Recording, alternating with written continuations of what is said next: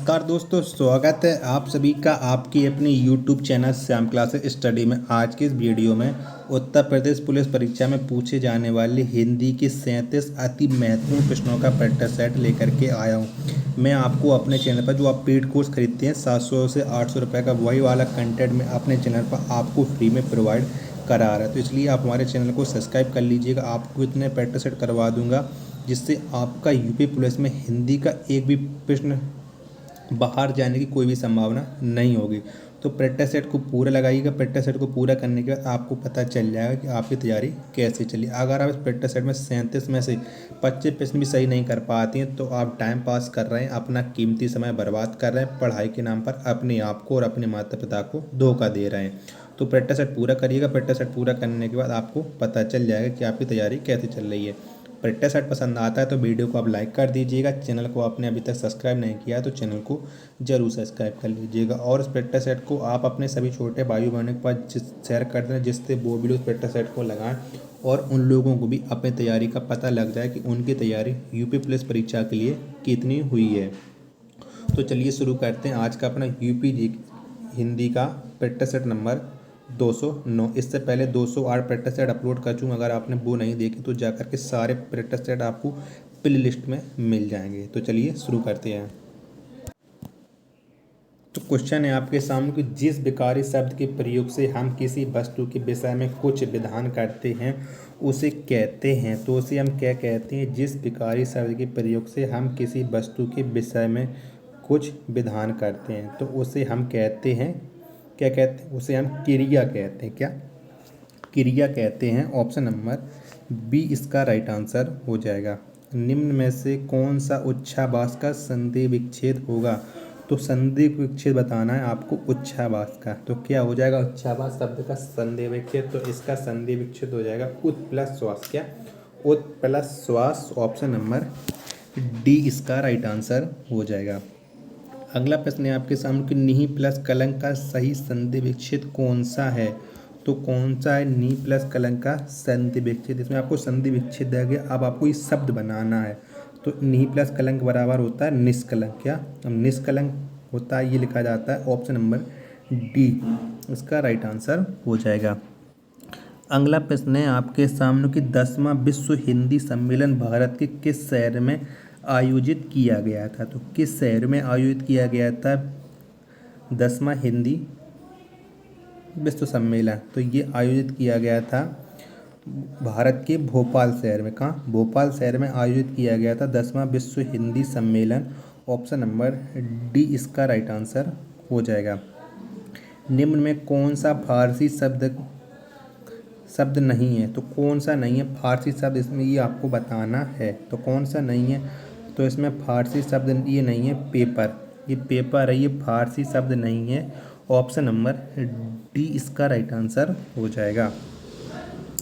Next है आपके सामने की वर्तनी की दृष्टि से सही शब्द है। तो आपको बताना है कि इसमें किसकी वर्तनी शुद्ध लिखी यानी महत्व सही कैसे लिखा गया है। तो इसमें किसकी लिखी है? तो इसमें लिखी है वर्तनी शुद्ध महत्व। ऑप्शन नंबर ए इसका राइट आंसर हो जाएगा। अगला प्रश्न है आपके सामने कि राजा सेवक को कम्बल देता है वाक्य में रेखांकित पद में कौन सा कारक है? तो कौन सा कारक है ये आपको बताना है। रेखांकित पद यानी सेवक को कौन सा कारक हो जाएगा? तो यहाँ पर कारक हो जाएगा संप्रदान कारक। संप्रदान किस लिए? तो के लिए। ऑप्शन नंबर ए इसका राइट आंसर हो जाएगा। विद्वान शब्द का स्त्रीलिंग क्या होगा? तो क्या हो जाएगा विद्वान शब्द का स्त्रीलिंग? तो विद्वान शब्द का स्त्रीलिंग होता है विदुषी। क्या विदुषी होता है विद्वान का स्त्रीलिंग। ऑप्शन नंबर ए इसका राइट आंसर हो जाएगा।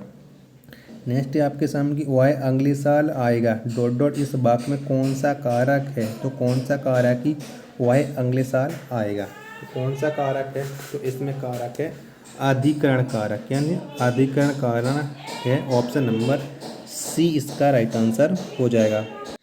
अगला है आपके सामने कि तन्मय का समानार्थक शब्द है। तो कौन सा है इनमें से तन्मय का समानार्थक शब्द? तो इसमें तन्मय का समानार्थक शब्द हो जाएगा एकाग्रचित। क्या हो जाएगा? एकाग्रचित है, ये तन्मय का समानार्थक शब्द है। ऑप्शन नंबर बी इसका राइट आंसर हो जाएगा। अगला प्रश्न है आपके सामने कि धवल का समानार्थक शब्द है, तो इनमें से कौन सा है? ये धवल का समानार्थक शब्द है तो कौन सा है? तो इसमें उजाला है। कौन सा? उजाला है। ये धवल का समानार्थक शब्द हो जाएगा। ऑप्शन नंबर ए इसका राइट आंसर हो जाएगा। और अन्य इसके पर्यायवाची हो जाएंगे श्वेत, सफ़ेद, निर्मल, उज्ज्वल, धोल, चत। ये इसके अन्य समानार्थक शब्द हो जाएंगे, यानी अन्य पर्यायवाची हो जाएंगे। आज्ञा का समानार्थक शब्द है तो क्या है? आज्ञा का समानार्थक शब्द, तो इसका समानार्थक शब्द है आज्ञा का आदेश। कौन सा? आदेश। ये आज्ञा का समानार्थक शब्द है। ऑप्शन नंबर बी इसका राइट आंसर हो जाएगा। निम्नलिखित में से नीरज और नीरुज शब्द का सही अर्थ क्या है? तो सही अर्थ बताइएगा नीरज और नीरुज का। तो इसका सही अर्थ हो जाएगा, इस एक नीरज का अर्थ होता है कमल, और जबकि दूसरे नीरज का अर्थ होता है रोग रहित। इस कमल का अर्थ होता है इस नीरज का अर्थ होता है कमल, और इसका अर्थ होता है रोग रहित। तो ऑप्शन नंबर ए इसका राइट आंसर हो जाएगा।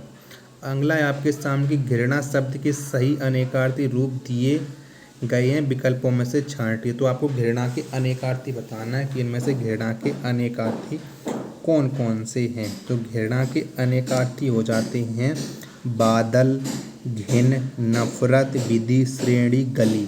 तो किस किस में? तो ये बादल और घिन, ये ऑप्शन नंबर ए इसका राइट आंसर हो जाएगा। अगला है आपके सामने को किस शब्द में सम उपसर्ग लगा है? तो किस में लगा है सम उपसर्ग, ये आपको बताना है। तो सम उपसर्ग लगा है संहार में। किसने? संहार में लगा है। ऑप्शन नंबर सी इसका राइट आंसर हो जाएगा। इसका जब हम संविच्छेद करें तो बनेगा सम प्लस आहार। कालिया में प्रयुक्त प्रत्यय है, तो कौन सा प्रयुक्त है कालिया में, ये बताना है आपको। तो कालिया में प्रत्यय है ईया। कौन सा है? ईया प्रत्यय है कालिया में। ऑप्शन नंबर डी इसका राइट आंसर हो जाएगा। अगला प्रश्न है आपके सामने कि अतिवृष्टि शब्द का सही विलोम है, तो कौन सा है? अतिवृष्टि शब्द का विलोम शब्द आपको बताना है। तो अतिवृष्टि का सही विलोम शब्द हो जाएगा अनावृष्टि। कौन सा? अनावृष्टि हो जाएगा अतिवृष्टि शब्द का सही विलोम शब्द। ऑप्शन नंबर डी इसका राइट आंसर हो जाएगा। अगला प्रश्न है आपके सामने कल्पना का विपरीतार्थक शब्द कौन सा है? तो कौन सा है कल्पना शब्द का विपरीतार्थक? तो कल्पना का विपरीतार्थक हो जाएगा यथार्थ। क्या? यथार्थ हो जाएगा कल्पना का विपरीतार्थक। ऑप्शन नंबर ए इसका राइट आंसर हो जाएगा। नेक्स्ट है आपके सामने कि निर्विवाद में कौन सा समास है? तो निर्विवाद में कौन सा समास है? तो इसमें समास है अव्ययीभाव समास। कौन सा? अव्ययीभाव समास है। ऑप्शन नंबर बी इसका राइट आंसर होता है।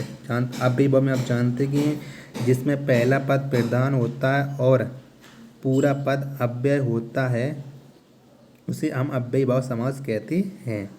अगला है आपके सामने कि सजल आज स्कूल नहीं गया, यह किस तरह का वाक्य है? तो किस तरह का वाक्य कि सजल आज स्कूल नहीं गया? तो ये है निषेधवाचक वाक्य। सा निषेधवाचक वाक्य है सजल आज स्कूल नहीं गया। ऑप्शन नंबर डी इसका राइट आंसर हो जाएगा। अगला प्रश्न है आपके सामने कि यद्यपि वह पंडित है फिर भी हठी है को संयुक्त वाक्य में परिवर्तित करने पर सही उत्तर होगा। आपको ये दो वाक्य दिए गए हैं, आपको इसका संयुक्त वाक्य बनाना है कि यद्यपि वह पंडित है फिर भी वह हठी है। तो इसका संयुक्त वाक्य क्या होगा? तो इसका संयुक्त वाक्य हो जाएगा वह पंडित है किंतु हठी है। क्या? वह पंडित है किंतु हठी है। ऑप्शन नंबर ए इसका राइट आंसर हो जाएगा। अगला आपके सामने कि आपको इसमें त्रुटि बताना है क्वेश्चन नंबर 17 में कि किस में त्रुटि है। चारों पढ़ते चलिएगा, चारों को आपको एक सेंटेंस बनाना है, पांचों ई तक दिए गए, तो पांचों को आप एक सेंटेंस बना लीजिएगा और उसके बाद बताना है कि किस में त्रुटि दी गई है। दक्षिण अफ्रीका में महात्मा गांधी के घर को एक तो अद्भुत ऊपर से अनोखे होटल में परिवर्तित कर दिया गया है, कोई त्रुटि नहीं है। तो बताइएगा इसमें किस में त्रुटि होगी? तो यहाँ पर गांधी जी की जो अद्भुत ऊपर से अनोखे होटल में नहीं आएगा, यहाँ पर अनोखे स्मारक के रूप में आना चाहिए। तो क्योंकि घर है, इस भी टूरिस्ट के रूप में परिवर्तित कर दिया गया, तो इस स्मारक यहाँ पर सही शब्द बैठेगा। तो ऑप्शन नंबर सी इसका राइट आंसर हो जाएगा। नेक्स्ट है आपके सामने की मेहनत मजदूरी करके ईमानदारी से दो रोटी कमाने वाले लोगों की हमें इज्जत करनी चाहिए, कोई त्रुटि नहीं। तो बताइएगा किसमें त्रुटि है, तो पढ़ लीजिएगा। अब हम बताते हैं आपको किसमें त्रुटि। इसमें कमाने वाले लोगों नहीं, कमाने खाने वाले आना चाहिए। कमाने खाने वाले लोगों, कमाने की जगह पे आना चाहिए कमाने खाने वाले लोगों की हमें इज्जत करनी चाहिए। तो क्या बैठेगा बाकी, मेहनत मजदूरी करके ईमानदारी से दो रोटी कमाने खाने वाले लोगों की हमें इज्जत करनी चाहिए, त्रुटि रहे। तो ये सही त्रुटि बैठे, लेकिन किसमें त्रुटि निकली, तो ये निकली थी ऑप्शन नंबर सी इसका राइट आंसर हो जाएगा। अगला है आपके सामने पीछे पीछे चलने वाला वाक्यांश के लिए एक शब्द है, तो इसके लिए एक शब्द क्या हो जाएगा, पीछे पीछे चलने वाला।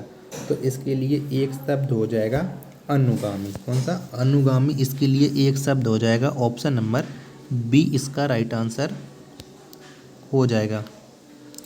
अगला प्रश्न है आपके सामने, जिसकी कोई कीमत ना हो सके वाक्यांश के लिए एक शब्द है, तो इसके लिए एक शब्द क्या हो जाएगा, जिसकी कोई कीमत ना हो सके। तो इसके लिए एक शब्द हो जाएगा अमूल्य। क्या, अमूल्य हो जाएगा। ऑप्शन नंबर बी इसका राइट आंसर हो जाएगा। राम आम खाता है में वाच्य का कौन सा रूप है, तो इसमें वाच्य का कौन सा रूप है कि राम आम खाता है, तो इसमें वाच्य का रूप हो जाएगा कृतवाच्य। कौन सा, ये कृतवाच्य हो जाएगा। ऑप्शन नंबर ए इसका राइट आंसर हो जाएगा। सच्चा सुख बाहर से नहीं मिलता, डॉट डॉट से मिलता है। तो किससे मिलता है, सच्चा सुख बाहर से नहीं मिलता है, तो ये कहाँ से मिलता है, तो ये सच्चा सुख बाहर से नहीं मिलता, मिलता अंदर से मिलता है। ऑप्शन नंबर डी इसका राइट आंसर हो जाएगा। घी के दिए जलाना मुहावरा किस अर्थ में प्रयुक्त होता है, तो किस अर्थ में प्रयुक्त होता है घी के दिए जलाना, तो ये प्रयुक्त होता है प्रसन्नता व्यक्त करना, यानी खुशी मनाना। तो ऑप्शन नंबर सी इसका राइट आंसर हो जाएगा। अगला प्रश्न है आपके सामने की छाती पर सांप लौटना का सही अर्थ है, तो इसका सही अर्थ क्या हो जाएगा, छाती पर सांप लौटना। तो इसका सही अर्थ हो जाएगा ईर्ष्या होना। क्या, ईर्ष्या होना। ऑप्शन नंबर डी इसका राइट आंसर हो जाएगा। अगला आपके सामने 35 के प्रश्न में प्रयुक्त रस के लिए सही विकल्प चुनिए कि ये खग मृग मधुकर सेनी, तुम देखी सीता मृग नैनी। तो इसमें कौन सा रस हो जाएगा, तो कौन सा रस हो जाएगा इसमें आपको बताना है। तो हे खग मृग मधुकर सेनी, तुम देखी सीता मृग नैनी, तो इसमें रस हो जाएगा वियोग सिंगार। कौन सा, वियोग सिंगार हो जाएगा। ऑप्शन नंबर डी इसका राइट आंसर हो जाए। जब नायक नायिका के बिछुड़ने का वर्णन होता है तो वियोग सिंगार होता है। नेक्स्ट है आपके सामने चारों चरण में समान मात्राओं वाले छंद को क्या कहते हैं, तो उसे हम क्या कहते हैं, जिसकी चारों मात्राएं समान हो, तो उसे हम कहते हैं मात्रिक समछंद। क्या, उसे हम कहते हैं मात्रिक समछंद। ऑप्शन नंबर ए इसका राइट आंसर हो जाएगा। अगला है आपके सामने कि शिल्पगत आधार पर दोहे से उल्टा छंद है, तो शिल्पगत आधार पर दोहे से उल्टा क्या होता है, तो दोहे से उल्टा होता है सोरठा। क्या, सोरठा होता है, ये आपको पता होना चाहिए। इसके प्रत्येक और तृतीय चरण में 11-11 एवं द्वितीय और चौथे चरण में 13-13 मात्राएं होती हैं सोरठा के। अगला है आपके सामने कनक कनकते 100 गुनी मादकता अधिका या काय बौराय जग बापाय बौराय, तो कौन सा हो जाएगा इसमें अलंकार, तो इसमें दो अर्थ दिए गए कनक कनक, एक कनक का अर्थ है सोना जबकि एक कनक का अर्थ है धतूरा। तो यहाँ पर दो हैं, एक ही शब्द का दो बार प्रयोग हुआ, तो यहाँ पर होता है यमक अलंकार। ऑप्शन नंबर सी इसका राइट आंसर हो जाएगा। नेक्स्ट है आपके सामने जहाँ एक ही शब्द के अनेक अर्थ व्यंजित हो वहाँ कौन सा अलंकार होता है, तो कौन सा अलंकार होता है जहाँ एक ही शब्द के अनेक अर्थ व्यंजित हों, तो वहाँ होता है श्लेष अलंकार। कौन सा, श्लेष अलंकार होता है। ऑप्शन नंबर ए इसका राइट आंसर हो जाएगा। और अगला प्रश्न है और आज के पट्टे सेट का लास्ट प्रश्न है आपके सामने कि लाघव चिन्ह का प्रयोग किस शब्द में किया गया है, तो किस शब्द में प्रयोग किया गया लाघव चिन्ह का, ये आपको बताना है। तो लाघव चिन्ह होता है ये पॉइंट रख देते हैं अपन लोग, तो ये लाघव चिन्ह होता है। तो किसमें है, तो ये प्रयोग किया गया ऑप्शन नंबर डी इसका राइट आंसर हो जाएगा। तो अब आप बताएं कि आपने हमारे इस प्रैक्टिस सेट कितने प्रश्न सही किए हैं और आपको ये प्रैक्टिस सेट कैसा लगा। प्रैक्टिस सेट पसंद आया तो वीडियो को आप लाइक कर दीजिएगा। चैनल को आपने अभी तक सब्सक्राइब नहीं किया तो चैनल को जरूर सब्सक्राइब कर लीजिएगा। मिलते हैं अपन नेक्स्ट प्रैक्टिस सेट में, तब तक के लिए धन्यवाद। जय हिंद प्यारे साथियों।